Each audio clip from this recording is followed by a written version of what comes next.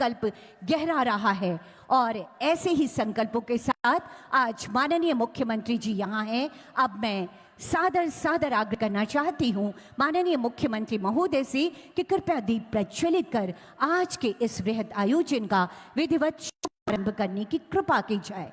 इसके साथ ही मंचासीन समस्त विशिष्ट अतिथिगणों से आग्रह होगा दीप प्रज्वलन में आपके सहयोग हेतु और जोरदार तालियां आप सबकी तरफ से होनी चाहिए। माननीय मुख्यमंत्री जी के ऊर्जावान नेतृत्व में विकास की रोशनी से गांव-गांव, टोला-टोला खुशियों से भर रहा है। हर चेहरे पर मुस्कुराहट आ रही है कि क्योंकि योजनाएं उनके घर तक पहुंच रही हैं।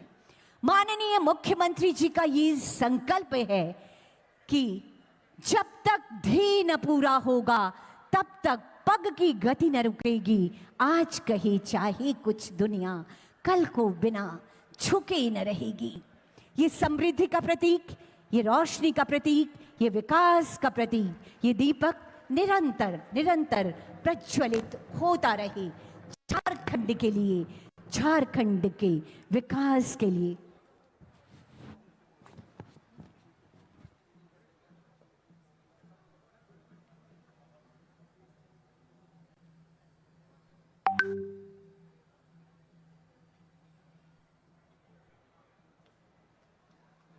ये दीप प्रज्वलन हम सब आपकी योजना, आपकी सरकार, आपके द्वार इस कार्यक्रम में गिरिडीह के झंडा मैदान में उपस्थित माननीय मुख्यमंत्री श्री हेमंत सोरेन जी, हमारे माननीय मंत्री श्री आलमगीर सर, सत्यानंद भोक्ता जी, हमारी माननीय मंत्री बेबी देवी, माननीय विधायक गांडे और माननीय विधायक बगोदर और तमाम गिरिडीह जिले के दूर दराज के इलाके से चलकर आए हुए लोग आज जिस उत्साह से लबरेज होकर इस झंडा मैदान में आए हैं वह यह दिखलाता है कि सरकार आपके द्वार के इस तीसरे चरण से लोगों की बहुत अपेक्षाएं और बहुत सारी उम्मीदें हैं। यह कार्यक्रम पंचायतों में चल रहा है सर, और पंचायतों में चल रहे इस कार्यक्रम में शिविर में भाग लेने के लिए पंचायतों से दूर दराज से चलकर आए हुए लोग मनोहर लाल खट्टर का शिविर के शुरुआत के समय जिस उत्साह के साथ पहुंचते हैं वह दर्शाता है कि जनता को यह दिख रहा है कि सरकार आपके द्वार प्रथम चरण और द्वितीय चरण में उनकी योजनाओं का निश्चित रूप से समाधान हुआ है। आज सरकार आपकी द्वार तृतीय चरण की सबसे बड़ी फ्लैगशिप योजना आबुआ आवास हमारे लिए सबसे महत्वपूर्ण है। प्रत्येक पंचायतों में मैंने देखा है कि 12 बजते बजते 600 से ज़्यादा आवेदन आ चुके होते हैं, और सबसे महत्वपूर्ण कि लाभुकों के चयन के लिए 4 सदस्यीय जिस समिति का गठन किया गया है, हमें बहुत उम्मीद इस बात की है कि पूरी पारदर्शिता के साथ योग्य लाभुकों तक सरकार की यह योजना पहुंचेगी। लेकिन लगे हाथ इस मंच पर माननीय मुख्यमंत्री जी की उपस्थिति है, माननीय ग्रामीण विकास मंत्री जी की उपस्थिति है, तो मैं गिरिडीह की एक आवाज़, गिरिडीह की एक मांग उनके समक्ष रखना चाहता हूं।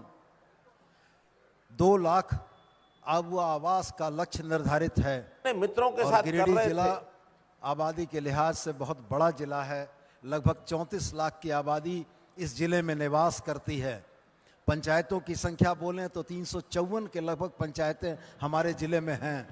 तो माननीय मुख्यमंत्री से और माननीय ग्रामीण विकास मंत्री से मेरा यह विनम्र आग्रह होगा कि गिरिडीह जिले को आबुआ आवास का जो वास्तविक लक्ष्य मिलना चाहिए उस पर विशेष ध्यान रखा जाएगा। हम तमाम गिरिडीह के लोग आपसे यही उम्मीद करते हैं कि पिछले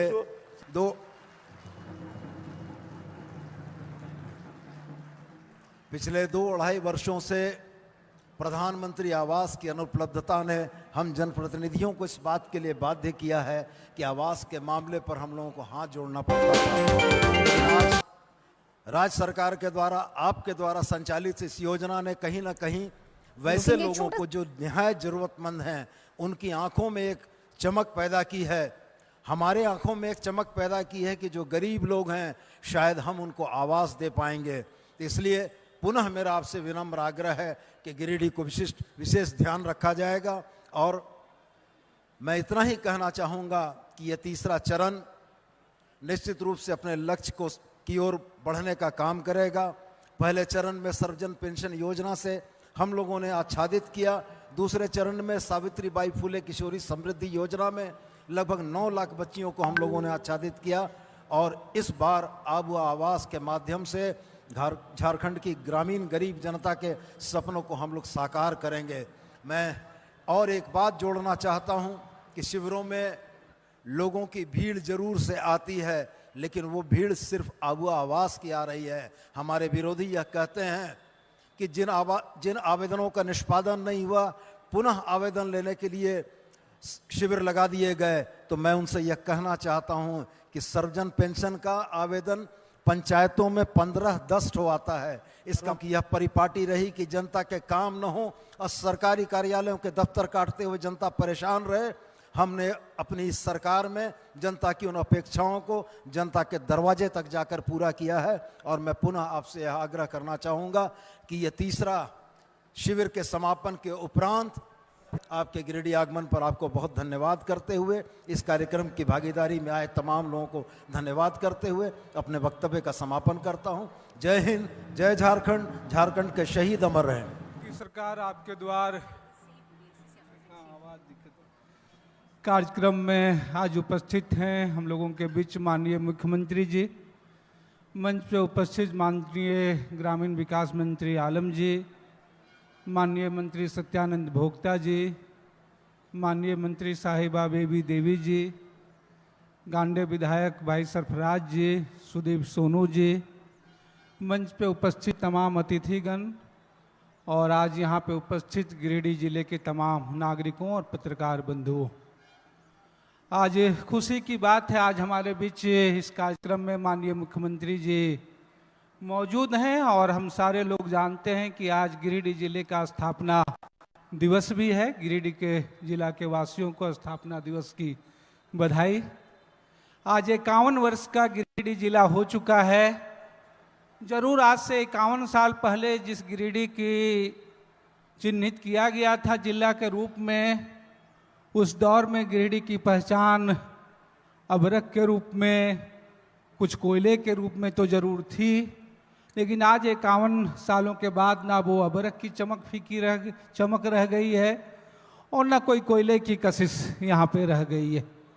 आज गिरिडीह एक ग्रामीण क्षेत्र के रूप में तब्दील हैं। जरूर गिरिडीह टाउन में कुछ उद्योग, कुछ धंधे बने हैं, और ऐसे समय में ग्रामीण इलाकों में जो हम सारे लोग जानते हैं कि सबसे ज़्यादा अगर अर्थव्यवस्था चल रही है तो वो प्रवासी मजदूरों के द्वारा चल रही है। हाल के दिनों में मुझे खुशी है कि पिछली बार इसी कार्यक्रम में माननीय मुख्यमंत्री जी की उपस्थिति में बात हुई और लगातार प्रवासी मजदूरों के सवालों को देखते हुए सरकार ने कई घोषणाएं की। उनके बीमा को लेकर के घटना दुर्घटना में उन्हें उनके घरों तक पहुंचाने तक में कई योजनाएं शुरू हुई। लेकिन अभी भी जो हम देखते हैं कि जब मजदूर बाहर रहते हैं तो बीमार हो, छोटी छोटी दुर्घटनाएं हो, तो जाहिर सी बात है वो उपचार के लिए वो घर की ओर नहीं उन नगरों में करते हैं। लेकिन यह आयुष्मान योजना, जो आयुष्मान कार्ड है, हमारे उन प्रवासी मजदूरों के लिए जो है कोई काम का उन राज्यों में नहीं होता है। हमारा अनुरोध होगा कि सरकार इस दिशा में सोचिए, और सोचना तो राज्य सरकार को ही है। जब हम देख रहे हैं कि गिरिडीह जिला आकांक्षी जिला घोषित होने के बावजूद भी केंद्र के द्वारा लगातार उपेक्षाओं का शिकार होता रहा है। प्रवासी मजदूरों के ही संदर्भ में हम लोग देख सकते हैं कि जिस जिले के सबसे ज़्यादा लोग महाराष्ट्र मुंबई में रहते हों, रेल मंत्रालय की यह भी सुधि नहीं है कि धनबाद रेंज से कोई एक प्रतिदिन यहाँ से खुलने वाली कोई ट्रेन हो। हम उम्मीद हैं कि प्रवासी मजदूरों को लेकर के जिस तरीके से माननीय मुख्यमंत्री जी तत्पर रहे हैं, इन सारे चीज़ों को लेकर के भी जो है और उसकी बेहतरी की ओर देखेंगे। यह तीसरा आयोजन है, तीसरे वर्ष लगातार हो रहा है। जैसा कि सुदीप जी ने कहा कि पिछले दिनों हम लोगों ने सर्वजन पेंशन के रूप में सफलता पाई, हम लोगों ने सावित्रीबाई फुले के रूप में पाई। इस बार जो सबसे ज़्यादा जो है आवास के रूप में लोगों की उम्मीदें बढ़ी है, क्योंकि पिछले 3 सालों से हम देख रहे हैं झारखंड में जो है प्रधानमंत्री आवास की राशि नहीं मिली और इसका सबसे नुकसान अगर हुआ तो वो गिरिडीह जिले को, गिरिडीह जिले की अपेक्षा के अनुरूप राज्य सरकार की इस योजना से लोगों को लाभ मिलेगा, हम इस बात की उम्मीद करते हैं। एक जो दूसरी दिक्कत हो रही है, जो लगातार हम लोग देख रहे हैं कि अभी भी रूरल क्षेत्रों में, जो हम लोग अभी विभिन्न पंचायतों में कार्यक्रम में जा रहे थे तो देख रहे थे कि जहां हाई स्कूल बाकी जगह पे नहीं है, अभी बने हुए, सरकार की यह योजना है कि तमाम पंचायतों में बन रहे हैं, तो सरकार के द्वारा जो मान्यता प्राप्त जो हैं कई स्कूल हैं जहां बच्चियां रह रहे हैं, उन बच्चियां जो है साइकिल से वंचित हो रही हैं। पिछली बार सरकार ने इस पे कहा भी था, मुझे लग रहा है कि उन छात्राओं को भी साइकिलें मिलें जो विभिन्न स्कूलों में रजिस्टर्ड हैं। सरकार इस दिशा पे ध्यान दे, यह बेहतर होगा। हम लगातार देख रहे हैं कि माननीय मुख्यमंत्री के द्वारा विभिन्न योजनाओं में, विभिन्न तहों में नई नई घोषणाएं की जा रही है। पिछले दिनों जो एक चीज़ की ओर सबसे ध्यान आकृष्ट हमने देखा है कि सरकार के द्वारा तो 10 किलोमीटर में हाई स्कूल +2 खोले जा रहे हैं, साइकिल दी जा रही है, लेकिन अभी भी डिग्री कॉलेज जो हैं वो विधानसभा स्तर पे खोले जा रहे हैं। जाहिर सी बात है, उन प्रखंडों में भी अगर हम इसको आगे करके ले जाएंगे तो 30-35 किलोमीटर लड़कियों को जाना पड़ रहा है, और वो 30-35 किलोमीटर में या तो बच्चे नामांकन नहीं कर रहे हैं, लेकिन जो भी नामांकन है ग्रामीण क्षेत्रों में डिग्री कॉलेज में, वो लड़कियों की ही संख्या ज़्यादा है, लेकिन लड़कियां उपस्थित नहीं हो पा रही है, क्योंकि 30-35 किलोमीटर साइकिल से वह दूरी तय नहीं हो पाएगी। तो हम माननीय मुख्यमंत्री जी का जरूर इस ओर से ध्यान आकृष्ट कराना चाहेंगे कि सरकार एक इस तरह की योजना सोचे कि कम से कम स्नातक में, ग्रेजुएशन में जो पढ़ रही छात्राएं हैं वो ग्रामीण इलाकों से डिग्री कॉलेज जाएं, उनको परिवहन भत्ता के रूप में 1000-2000 या जो भी कुछ राशि हो, ताकि हायर एजुकेशन के प्रति खास करके छात्राओं की जो उपस्थिति बढ़े, वो उनका लाभ ले सकें।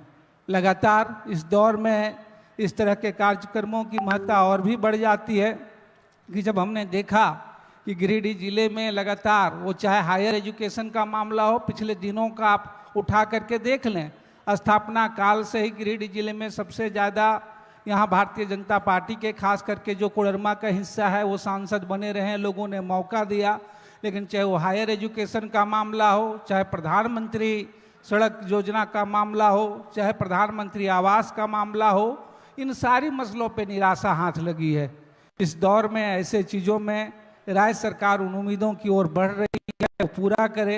इसके साथ ही साथ यहाँ मैं देख रहा हूँ हमारे साथ मंच पे हैं, मंच के बाहर जो लोग आए हुए हैं, एक बड़ी संख्या अनुबंध कर्मियों की है। आने वाले दौर में लगातार जिस तरीके से कई विभागों में अनुबंध कर्मियों को, सेविका सहायिका को लेकर के राज्य सरकार चिंतित रही है, उनकी सुविधाओं में बढ़ी है, वो अन्य भी जो अनुबंध कर्मी हैं उनको लेकर के सरकार जो है आने वाले समय में, आने वाला जो यह अंतिम वर्ष है उसमें सोचे, बेहतरी हो। मुझे लग रहा है कि जिस उम्मीदों से, जिस चीज़ों से यह सरकार को राज्य के लोगों ने मौका दिया था, उन उम्मीदों को और बढ़ने का यह वर्ष होगा। एक बार फिर से यहाँ पे उपस्थित हम तमाम लोगों को अपनी ओर से धन्यवाद देते हैं। शुक्रिया। जितना भी सभी आए हैं, माता बहनों सभी को जोहार और प्रणाम।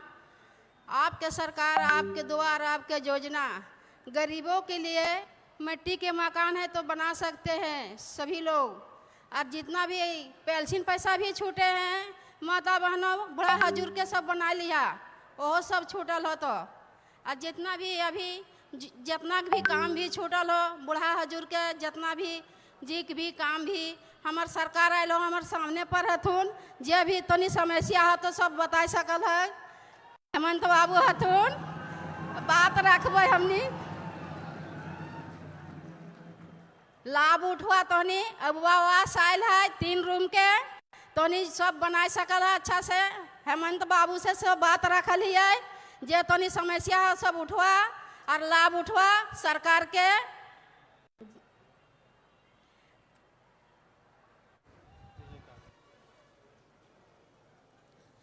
सबसे पहले सभी को जोहार। जगह जगह पर जाकर जो वर्तमान सरकार के द्वारा आपकी योजना, आपकी सरकार, आपके द्वार कार्यक्रम कैसे चल रहा है, नहीं चल रहा है, हम भी देखते हुए चल रहे हैं। यहां जो ये शिविर लगा है, ये शिविर सिर्फ यहीं पर नहीं है, कई शिविर लगभग आपके जिले के सभी प्रखंडों में आज भी शिविर चल रहा है। आज भी वहां पर इतने ही लोग जमा है।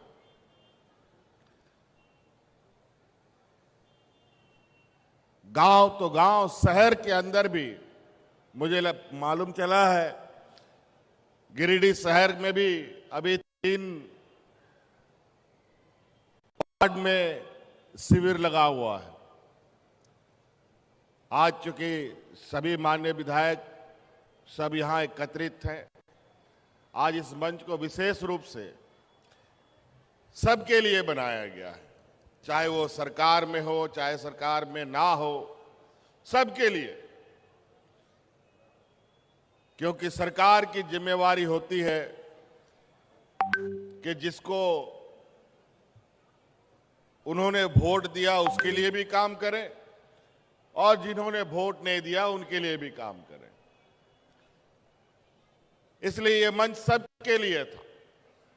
लेकिन आप देख रहे होंगे यहां हम लोगों के पीछे लगा हुआ है सभी माननीय विधायकों का, मंत्रियों का, जो हमारे विपक्ष के भी लोग हैं उनका भी लगा हुआ है, लेकिन वो मंच पे नहीं आते हैं। यही दुर्भाग्य है इस राज्य का।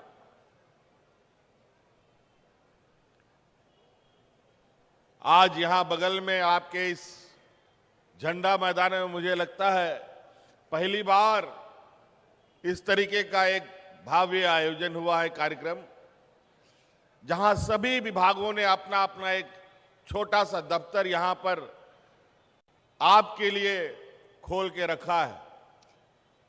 शिक्षा विभाग, पशुपालन विभाग, स्वास्थ्य विभाग, आपूर्ति विभाग, सभी विभाग लगभग यहां, कल्याण विभाग, सभी विभाग का छोटा छोटा स्टॉल लगा हुआ है। और इस स्टॉल में आप जाएंगे और इसी स्टॉल में सब लोगों का हुजूम भी लग रहा है और सब लोग अपने लिए उस विभाग में क्या है वो खोज खोज करके ले जाने का काम कर रहा है। आज ये कार्यक्रम आप लोगों के लिए बनाया गया है। कभी आप लोगों ने नहीं सुना होगा अलग राज्य होने के बाद कि कभी पदाधिकारी गांव में जाकर के, बीडीओ, सीओ, कर्मचारी जाकर के आपके समस्याओं का समाधान करता हो। लेकिन अब वो समय बदल गया है। अब सरकार अपने कर्मचारियों को आपकी सेवा के लिए तनख्वाह देती है। आज भी हमारा कई ऐसा गांव देहात है जहां का लोग अभी भी बीडीओ कौन है, सीओ कौन है, ब्लॉक ऑफिस कभी देखा नहीं है, कलेक्टर ऑफिस कभी देखा नहीं है। ठीक है, ऑफिस देखने से क्या मतलब, काम होने से मतलब है। तो पदाधिकारी आपकी सेवा के लिए है और आज इसीलिए हम लोगों ने सरकार जो योजना आपके लिए बनाती है इसका गठरी बांध बांध करके आपके दरवाजे में पदाधिकारियों को हम लोग भेजने का काम कर रहे हैं। अब आपको उस गठरी से अपने लिए क्या चीज है, वृद्धा पेंशन है, आवास है,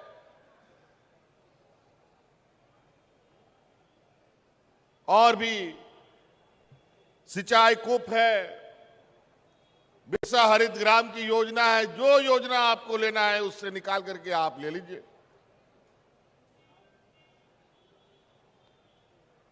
इस राज्य में लगभग 80% आबादी हमारा गांव में बसता है।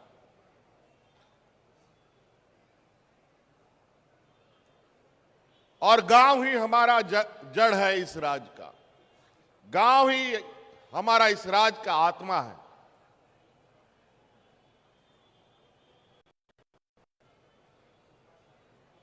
और हम समझते हैं अगर हमारा गांव मजबूत होगा तभी राज्य मजबूत हो सकता है। इसीलिए हम लोगों का हर एक योजना हमारे ग्रामीण अर्थव्यवस्था के लिए बहुत ही महत्वपूर्ण भूमिका निभाएगा आने वाला समय में।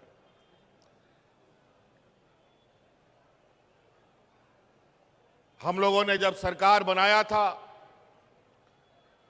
तो सरकार बनाते ही एक तो कोरोना जैसा महामारी पूरे दुनिया में फैल गया और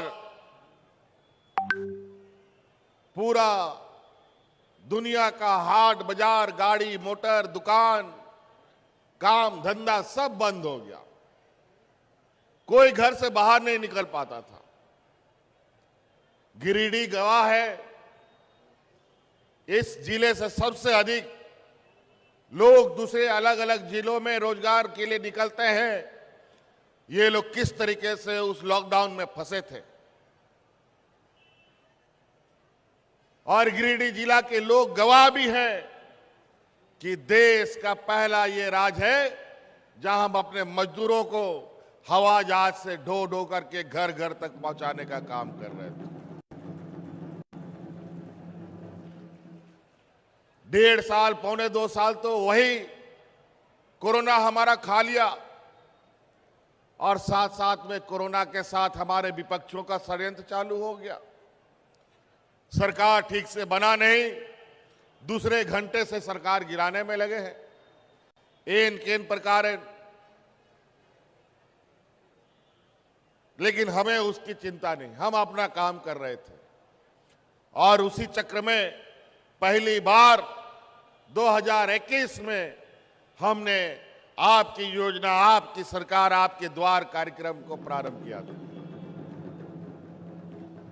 फिर दूसरी बार 2022 में हम लोगों ने गांव-गांव में फिर से शिविर लगाया और आज ये तीसरी बार 2023 में फिर से पदाधिकारियों को गठरी बांधकर आपके गांव में भेजने का हम काम किए हैं। और तो और इन शिविरों से हमें करोड़ों के लगभग 80-90 लाख समस्याएं हमारे सामने आई। हमने माथा पकड़ लिया कि भाई हमारे गांव में इतनी समस्या आज भी है। 20 साल 23 साल होने जा रहा है राज को, 1-2 साल के बाद ये युवा राज हो जाएगा और इतना समस्या क्या किया 23 सालों में ब्लॉकों ने, क्या किया कलेक्टरों ने। इसका मतलब कोई काम नहीं होता था। प्रखंड कार्यालयों में, जिला कार्यालयों में कोई कर्मचारी काम नहीं करता था और पूर्व की सरकारों ने जितने भी राज्य के कर्मचारी हैं उनको आपकी सेवा के लिए नहीं बल्कि अपनी सेवा में लगा दिया था। आज इन शिविरों के माध्यम से हमने समस्या को सूचीबद्ध किया और नतीजा एक एक करके उस समस्या का समाधान में हम लगे।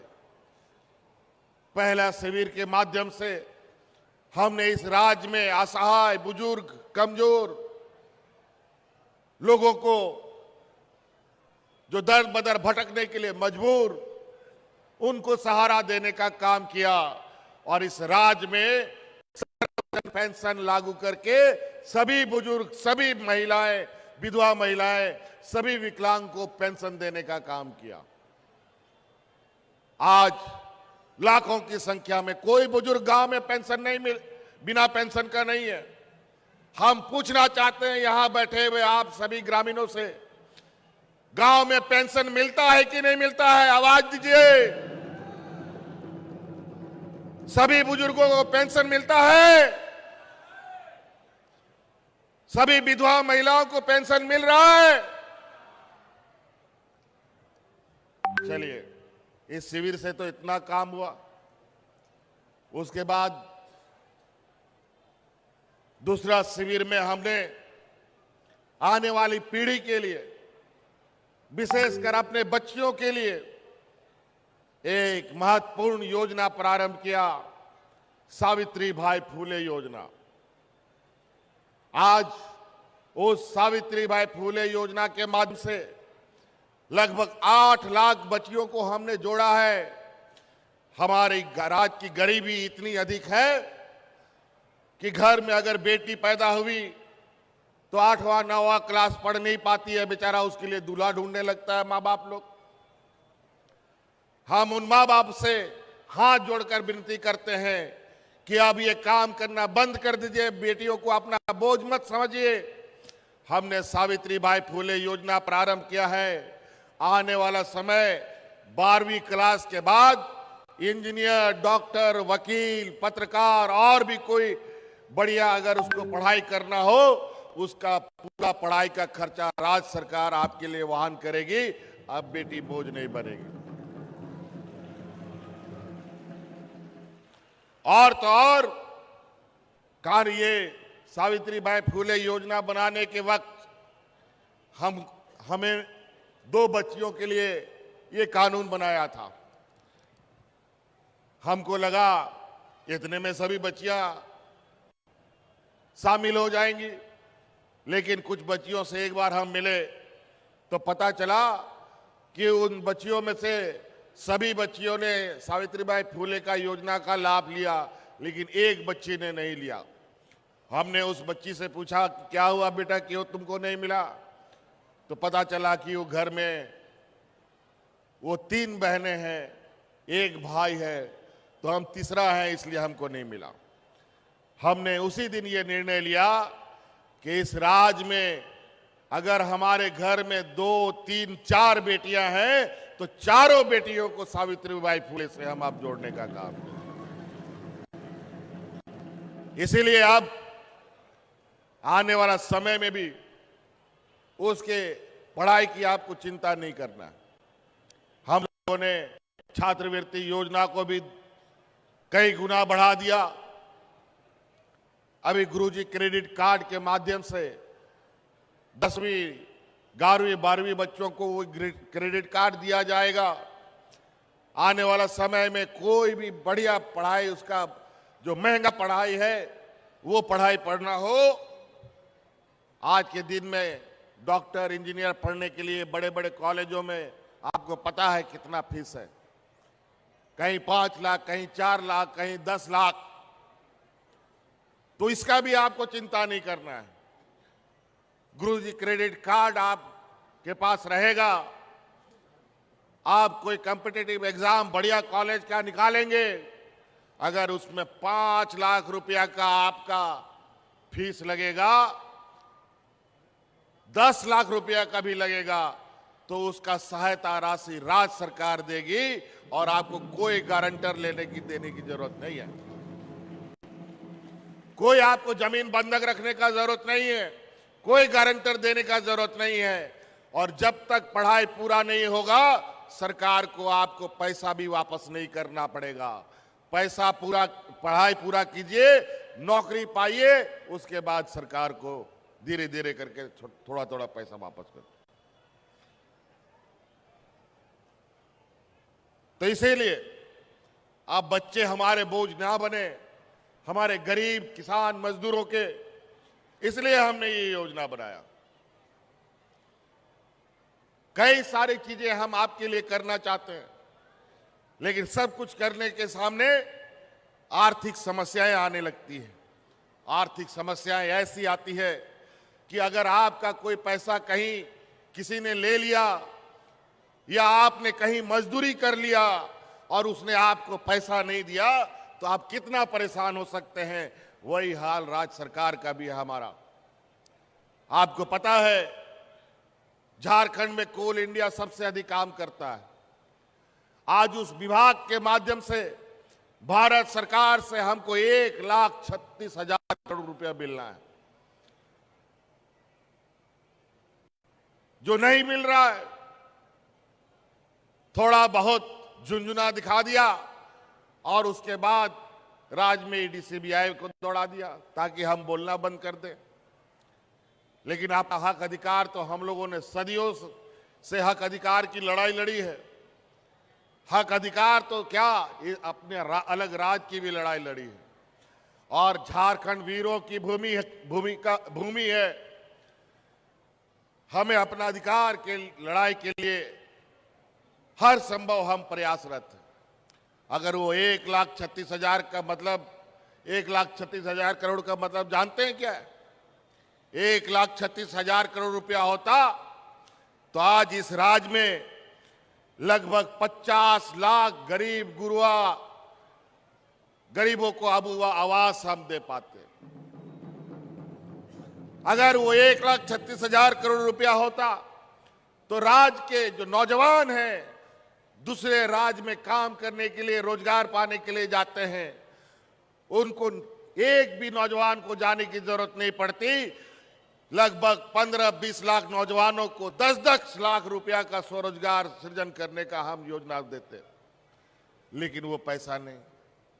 आज अगर वो 1,36,000 करोड़ रुपया मिलता तो जो आज गैस का सिलेंडर 1200-1300 में मिलता, तो वो गैस का सिलेंडर हम 500 रुपया में देते।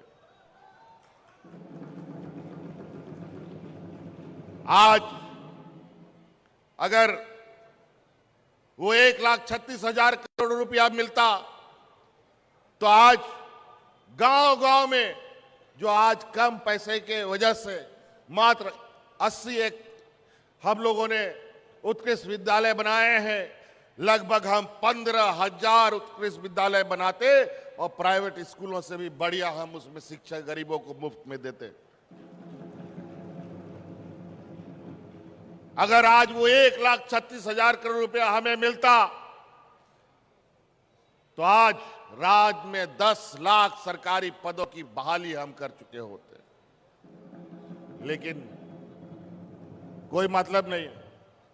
गरीब, आदिवासी, दलित, पिछड़ा को सिर्फ झुनझुना दिखाया जाता है, मिलता कुछ नहीं है।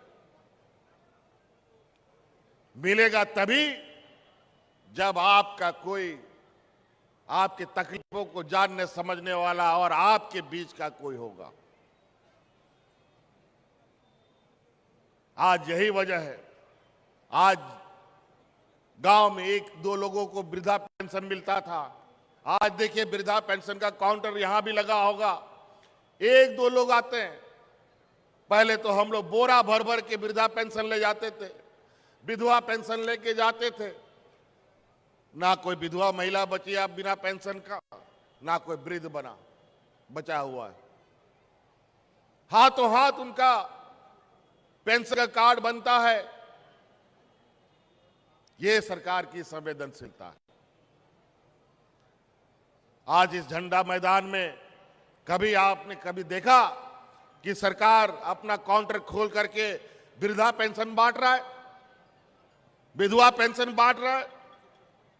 आपने कभी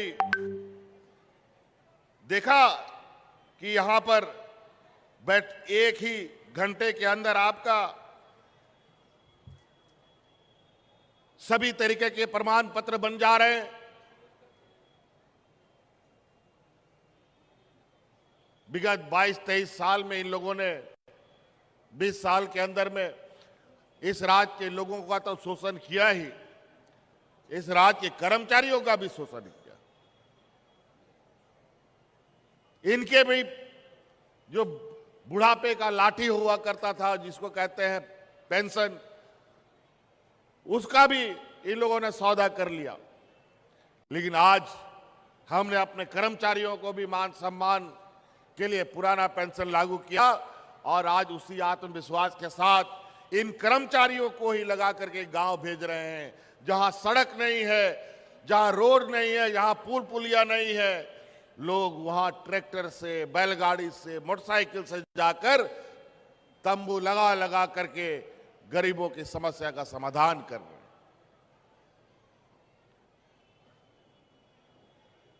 तो कई ऐसी चीजें, हक अधिकार और अपना मेहनत नामा ना मिलने से भी काफी तकलीफ होता है। आपका ये गिरिडीह जिला तो कई चीजों का गवाह है। इसी जिला में डीवीसी वगैरह भी है। डीवीसी के क्षेत्र के इर्द गिर्द 4-5 जिला आता है, चतरा, हजारीबाग, बोकारो और गिरिडीह जिला, धनबाद, पता नहीं कौन कौन सा जिला है। और इसने पहले से अपना जो बिजली की लाइन बना रखी थी उसी के माध्यम से बिजली देने का काम करता था। कोयला हम ही से लेता है और 1200 करोड़ रुपया का बकाया निकल गया और कोयला का बकाया वो नहीं देता है। कोयला का भी हमारा 1,36,000 करोड़ रुपया है, सब मिलाकर वो नहीं मिलता है। लेकिन डीवीसी में राज्य सरकार का 1200 करोड़ रुपया बकाया रह गया तो बिजली काटना चालू कर दिया। राज्य में राष्ट्रपति महोदय आते हैं, उसमें बिजली काट देता है ताकि सरकार का नाक कट जाए। और तो और उस बकाया को निकालने के लिए हमारे रिजर्व बैंक में जो मूल खाता है उससे अपने आप पैसा निकाल लेता है। क्योंकि पहले डबल इंजन की सरकार थी, उन्होंने ये आदेश दे रखा है कि इस राज्य का कोई भी बकाया होगा तो केंद्र सरकार बिना पूछे राज्य सरकार का पैसा उसके खाते से निकाल सकता है। और उस खाते में हमारे गरीबों का पेंशन का खाता है, हमारे बच्चे छात्र छात्राओं का स्कॉलरशिप का पैसा है, हमारे गरीब गुरु वालों का राशन का पैसा है, किसानों का पैसा है। लेकिन उससे उसको कोई मतलब नहीं, उसको अपना बकाया चाहिए। लेकिन चिंता मत कीजिए, अब हम लोग बहुत तेजी से जहां जहां डीवीसी का कार्य क्षेत्र है, जहां जहां वो बिजली सप्लाई करती है, जिन जिन जिलों में, उन जिलों में 1-1.5 साल के अंदर हमने काम शुरू कर दिया है कि 1-1.5 साल के अंदर अब हम अपना खुद का लाइन राज्य सरकार बिजली संरक्षण का लगाएगी।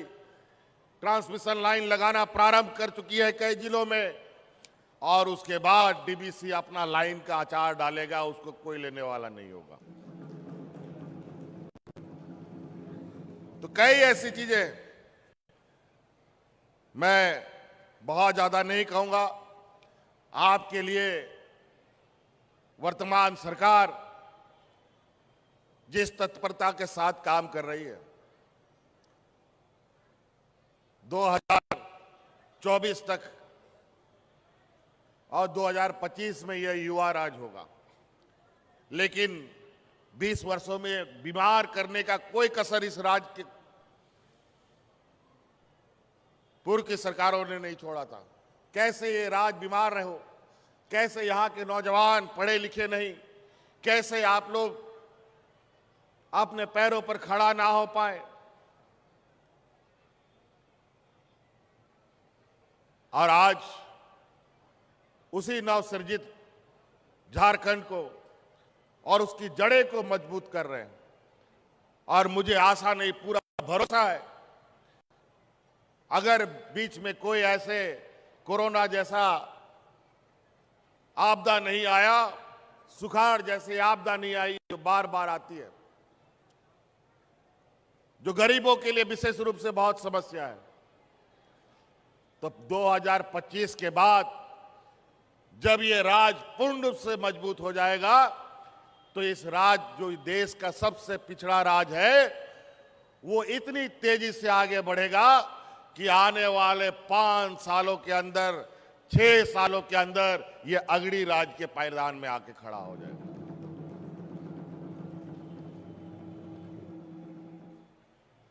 तो इसीलिए आबोरेन गो बाबा बोया मिश्रा को, मजीराम गुणित को आपे होपे सौर सटेर काना अडेडी सरहाव नोआ कार्यक्रम तहन नोडे के बांग पूरा झारखंड दिसोम रे मना कना आतु आतु रे शिविर लगाओ कना, पदाधिकारी को सैनिकाना और जागे आपे लगी योजना को आलेले बनाओ दा ओंडे ओना योजना लैते को सैनिकाना आपे ओना योजना रे लाभ हतापे ओ कोई हड़ाम बुढ़ी को आलो बिना पेंशन ते को सारे गो मा ओ कोई आबोरेन विधवा गोगो हड़ को मिना को उनको आलो को सारे गो मा आबोरेन गिदर को सावित्री बाई फूले योजना रे आलो को सारे दो मा सनाम को सलेत को पे और ट्रेनिंग एरिया स्कूल को आप या प्रखंड तलारे नेतार ले हो किदा ओनारे ट्रेनिंग पे आज हम लोगों ने जो जिला स्तर में ट्रेनिंग इंस्टीट्यूट हुआ करता था उसको हम लोगों ने प्रखंड स्तर पे कर दिया है और इसका नतीजा ये हुआ है कि अभी तक हम लोगों ने विभिन्न प्रमंडलों में जा करके लगभग 60 से 70 हजार बच्चों को प्राइवेट कंपनियों में नौकरियां दिलाने का काम किया। सरकारी नौकरियों की बहाली लगातार निकल रही है। अभी अब और भी लगभग 40,000 नियुक्तियां निकलने जा रही हैं। जेपीएससी का नियमावली पहली बार बना, विभिन्न नियुक्तियों की नियमावली पहली बार बनी, लेकिन ये हमारे विपक्ष के कुछ षड्यंत्रकारी लोग लगातार यहाँ के लोगों को कैसे रोजगार ना मिले, नौकरी ना मिले, इस पर ये लोग कभी कोर्ट कचहरी करा देते हैं, कभी किसी को आगे करके उस पर आंदोलन कराने का कोशिश करते हैं और उसमें कुछ हमारे ही जात बिरादरी के लोग, हमारे ही मूलवासी आदिवासी लोग उनके खेमे में जा करके दलाल की भूमिका में काम करते हुए यहाँ के संसाधनों का, यहाँ के अधिकारों को सुपुर्द करने का काम में लगा है। तो इसलिए बहुत ज्यादा नहीं करते हुए हम और बातों को कहेंगे और भी आगे कार्यक्रम है। बहुत बहुत धन्यवाद। जहां दिना पे स्वास्थ्य कान सनाम गो बाबा बोया मिश्रा को आरो मिदानो मुझे यार अडी अडी सराह गुण मनाओ जोहार।